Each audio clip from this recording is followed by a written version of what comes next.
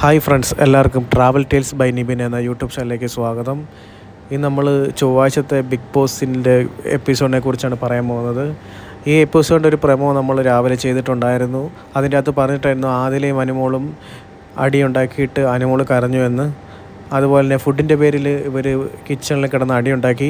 സംഭവം ഇതാണ്, സാമ്പു മോന് ക്വാണ്ടിറ്റി കുറച്ച് കൂടുതൽ വേണം, അനുമോൾ അത് കൊടുക്കുന്നില്ല. ആദില കണ്ടിട്ട് സാമ്പുവിന് കൂടുതൽ ക്വാണ്ടിറ്റി കൊടുക്കുകയാണ്.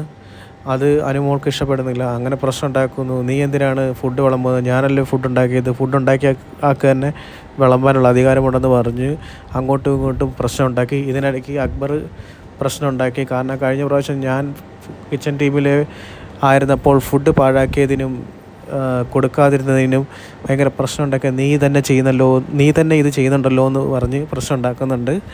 അതിനിടയ്ക്ക് വന്നിട്ട് നിവിനും പ്രശ്നം ഉണ്ടാക്കുന്നുണ്ട്.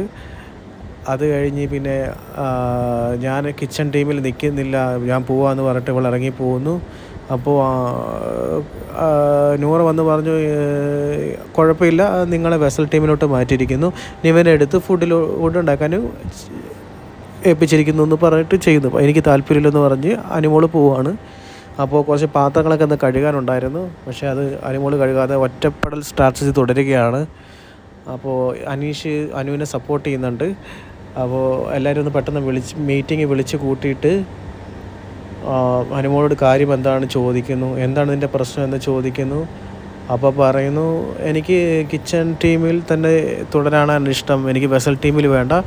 അങ്ങനെ വെസൽ ടീം ചെയ്യുന്നുണ്ടെങ്കിൽ ഒറ്റ പ്രാവശ്യം ഞാൻ ചെയ്യുള്ളൂ, മൊത്തത്തിൽ ഞാൻ ചെയ്യുള്ളൂ എന്ന് പറഞ്ഞിട്ടാണ് അനുമോളിരിക്കുന്നത്.